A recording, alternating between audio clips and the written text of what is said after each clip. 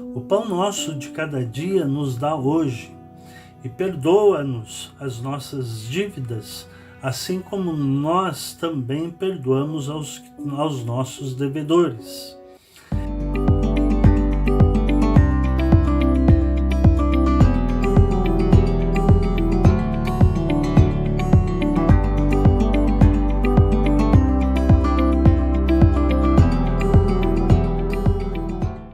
Muito bem, sejam todos bem-vindos ao nosso canal Palavra e Essência. Nosso objetivo aqui é expor a Bíblia, a Palavra de Deus, de modo que o ouvinte possa conhecê-la e colocá-la em prática na sua vida na medida do possível. Vamos iniciar hoje uma série de estudos sobre as orações na Bíblia. E, naturalmente, vamos começar pela oração mais conhecida que Jesus ensinou, que é a oração do Pai Nosso. Antes disso, peço para você que, se você não é inscrito no canal, por gentileza se inscreva, clique no sininho para você receber as notificações, deixe o seu joinha lá, que é muito importante, comenta, tudo o joinha, o comentário, tudo isso é muito importante para que o algoritmo ajude a divulgar ainda mais o conteúdo do canal. Então vamos lá, vamos ao texto. Vamos falar sobre a oração que Jesus ensinou, a oração do Pai Nosso. Nós vamos ler em Mateus capítulo 6. Eu vou começar no versículo 5, mas os comentários eu vou fazer a partir do versículo 9, que é a oração propriamente dita. Que diz assim: E quando orarem, não sejam como os hipócritas que gostam de orar em pé nas sinagogas e nos cantos das praças. Essa era uma prática que os fariseus usavam, para serem vistos pelos outros. Em verdade, lhes digo que eles já receberam a sua recompensa. Qual era a recompensa? Ser visto pelos homens. Mas ao orar, entre no seu quarto e, fechada a porta, ore ao seu Pai que está em secreto. E o seu Pai que vê em secreto lhe dará a recompensa. E orando, não usem de vãs repetições, como os gentios, porque eles pensam que por muito falar serão ouvidos. Essa é uma referência aqui ao mundo pagão do Império Romano na época, que eles ficavam repetindo o nome do Deus deles várias vezes durante o dia todo, achando que isso iria fazer com que o Deus deles ouvissem as orações. Não sejam, portanto, como eles, porque o Pai de vocês sabe o que vocês precisam antes mesmo de vocês pedirem. Portanto, vocês orarão assim: Pai nosso que estás nos céus, santificado seja o teu nome. Venha o teu reino, seja feita a tua vontade, assim na terra como no céu. O pão nosso de cada dia nos dá hoje, e perdoa-nos as nossas dívidas, assim como nós também perdoamos aos nossos devedores. E não nos deixes cair em tentação, mas livra-nos do mal, porque teu é o reino, o poder e a glória para sempre. Amém. Porque se perdoarem aos outros as ofensas deles, também o Pai de vocês, que está no céu, perdoará vocês. Se, porém, não perdoarem os outros as ofensas deles, também o Pai de vocês não perdoará as ofensas de vocês. Bom, vou me concentrar nos versículos 9 a 13, que é a oração propriamente dita, a oração do Pai Nosso. Deixe-me dizer que a oração era um dos pilares da piedade judaica. Todo judeu fazia oração 3 vezes ao dia. Temos exemplo lá de Daniel, mas os judeus tinham esse costume salutar de fazerem oração de manhã, ao meio-dia e à noite. Tanto quando Jesus se refere àqueles hipócritas que gostavam de orar em pé nas sinagogas, era nessas 3 horas, nessas 3 vezes, aliás, que eles oravam, de manhã, ao meio-dia e à noite. Então a oração era um dos pilares da piedade, da devoção judaica. Eles oravam 3 vezes ao dia. Era proferida em voz alta, como eu já disse, de manhã, à tarde e à noite, e denotava uma confiança e dependência de Deus Pai, de Deus, o Deus Todo-Poderoso, o Pai Nosso que estás no céu. Esta oração aqui do Pai Nosso era uma invocação, ela tem uma invocação inicial e 6 petições que apresentam prioridades adequadas que nós devemos utilizar nas nossas orações. As 3 primeiras falam da preeminência de Deus, enquanto as 3 últimas, as 3 finais, se concentram nas necessidades pessoais em um contexto de comunidade. É muito interessante isso, que o contexto é de comunidade. Então vamos lá. Pai nosso que estás nos céus. Pai nosso, observem que está no coletivo. O Pai não é meu Pai que está no céu, é Pai nosso que estás no céu. Coletivo. Por isso que eu falei que eram orações, 3 petições que denotam a comunidade. O Pai Nosso aqui no plural já está se referindo à comunidade cristã, né? Aquele que ora faz parte de uma família, da família de Deus. A família de Deus. E o Deus é o Pai amoroso que cuida da família. O Deus que provê a família, o Deus que cuida da família. Paulo tem essa mesma teologia quando ele, nas suas orações, por exemplo, em Efésios 3,15, ele diz: me ponho de joelhos diante do Pai, que é esta mesma palavra aqui no hebraico, pater, né? De quem toda a família nos céus e na terra recebe um nome, toda a família de Deus.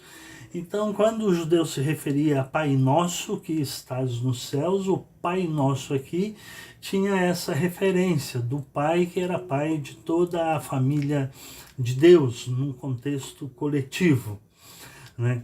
A palavra Pai transmitia na sociedade judaica e deve transmitir na nossa sociedade hoje, pelo menos as famílias ditas cristãs, né? A autoridade, né? Ternura. E quando ele se refere Pai Nosso que estás nos céus, é uma referência à intimidade do cuidado amoroso de um pai. De um pai ou quem representa a figura que provê a família. Nós temos vários tipos de famílias hoje e nem sempre o pai é o responsável por prover a família.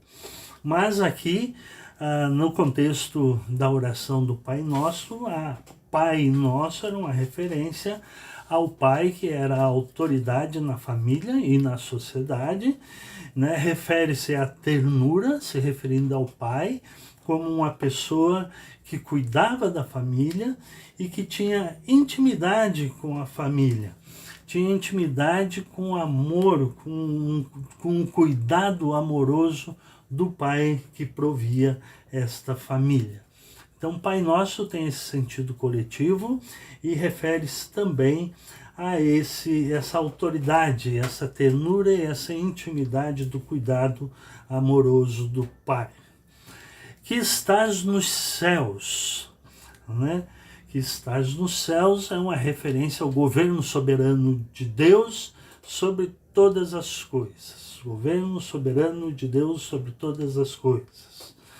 E o termo Pai Celeste é muito encontrado no Antigo Testamento. Vários textos do Antigo Testamento, notadamente nos Salmos, fazem referência ao Pai Celeste.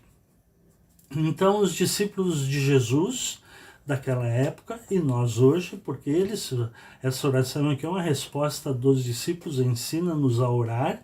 Os discípulos de Jesus, então, são convidados à intimidade que Deus Filho tem com o Deus Pai. Pai Nosso que estás nos céus. Tem essa intimidade do Deus Filho, ensinando seus discípulos a orarem, inclusive nós hoje, que somos discípulos de Jesus, e que tem essa conotação de intimidade do Deus Filho com o Deus Pai. Então, a oração deve ser uma conversa do filho com o pai amoroso, que transmite ternura, que é autoridade, e enfim, um Pai que é deificado. Pai nosso que estais nos céus, então refere-se, se está nos céus é o governo soberano de Deus, e santificado seja o teu nome, deve ser deificado, deve ser santo. Já vou falar um pouco mais sobre santificado seja o teu nome, né? Então essa é a primeira petição, né? Primeiro, Pai nosso que estais nos céus, né? Uma referência ao governo soberano de Deus. E agora a primeira petição, santificado seja o teu nome, que refere-se à preeminência de Deus, como eu disse antes. A preocupação dessa primeira petição aqui, santificado seja o teu nome, é que o nome de Deus seja santificado. A expressão é bem clara, santificado seja o teu nome, que Deus seja santo, que Deus deve ser tratado com a mais alta honra, deve ser tratado com a maior reverência possível, com temor e tremor na expressão de Paulo. E temor aqui não no sentido de ter medo de Deus, mas de ter uma reverência, um respeito extremamente grande diante da santidade de Deus. Então Deus deve ser reconhecido como um Deus santo.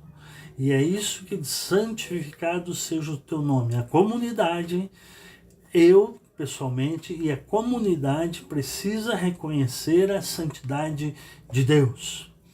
Deus é um ser santo, relacional, que se relaciona com os seus filhos, e ético. Então, santificado seja o seu nome. Esse é o primeiro pedido, no sentido de que o nome de Deus seja reverenciado como santo, e que a comunidade aprenda a respeito da santidade de Deus, da grandiosidade da santidade de Deus, que Deus deve ser sempre reconhecido como um Deus santo. Aí o versículo 10, a segunda petição que se refere ou que ressalta a preeminência de Deus: venha o teu reino, venha o teu reino. Aqui os cristãos são chamados a orar e trabalhar para o progresso contínuo do reino de Deus. O vem aqui, o verbo, né, denota uma ação contínua no original grego. Aqui, então, nós cristãos somos chamados a trabalhar para o progresso contínuo do reino de Deus. Então, longe do que muitos interpretam como sendo venha o teu reino, é quando Jesus voltar. Não, quando Jesus voltar vai ser a plenitude do reino. Aqui é uma referência à expansão e ao progresso do reino de Deus, que na era em que nós estamos vivendo, a época da graça, se refere ao reinado de Cristo nas vidas e nos corações das pessoas. Venha o teu reino na minha vida, no meu coração, na minha mente, que o reino de Deus esteja dentro de mim. Como? A presença reinante de Cristo na minha mente, no meu coração, né? O reinado de Cristo na vida das pessoas, demonstrando que os crentes precisam refletir o seu amor, que faz parte do reino de Deus, que os crentes precisam obedecer os seus mandamentos. Venha o teu reino, eu obedeço os mandamentos do reino de Deus, né? Que os seus discípulos o honrem como rei. Venha o teu reino. Que os seus discípulos façam o bem a todos, expandindo o reino de Deus.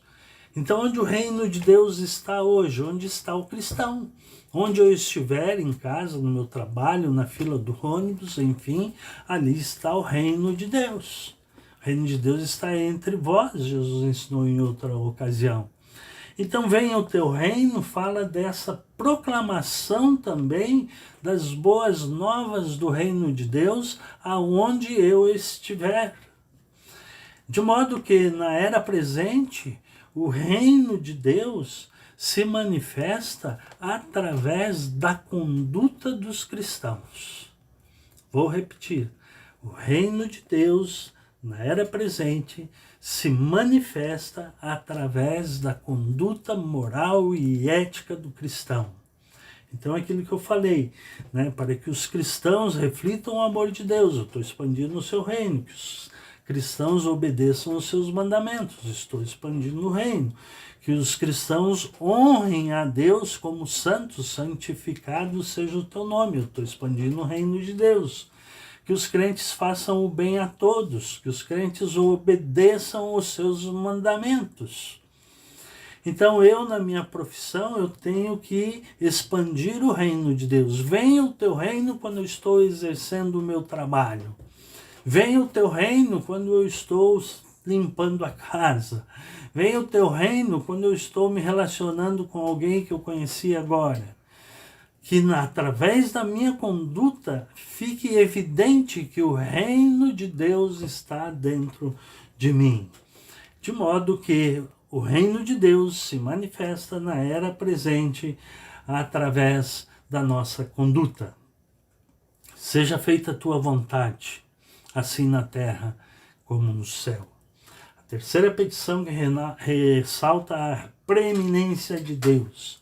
Refere-se à verdade revelada de Deus. Paulo tem essa mesma teologia em Efésios capítulo 5, versículo 17. Olha o que ele diz.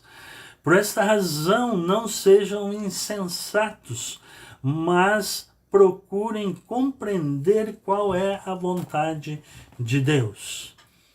Seja feita a tua vontade, assim na terra como nos céus.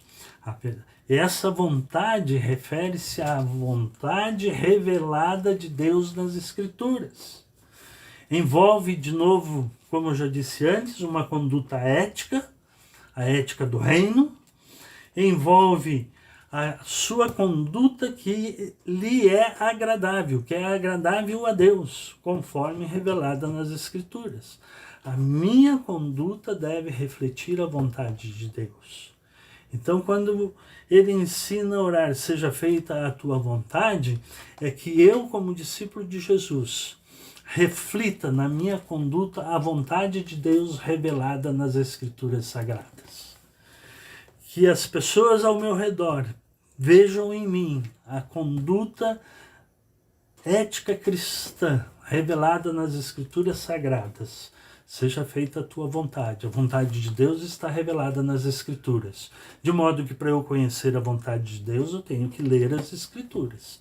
Tenho que estudar as Escrituras. Tenho que ouvir a respeito das Escrituras, que é o que eu estou fazendo aqui.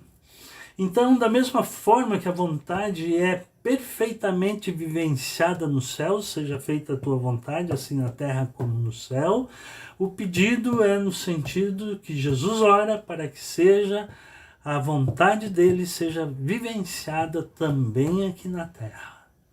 Através da minha conduta, volto a repetir.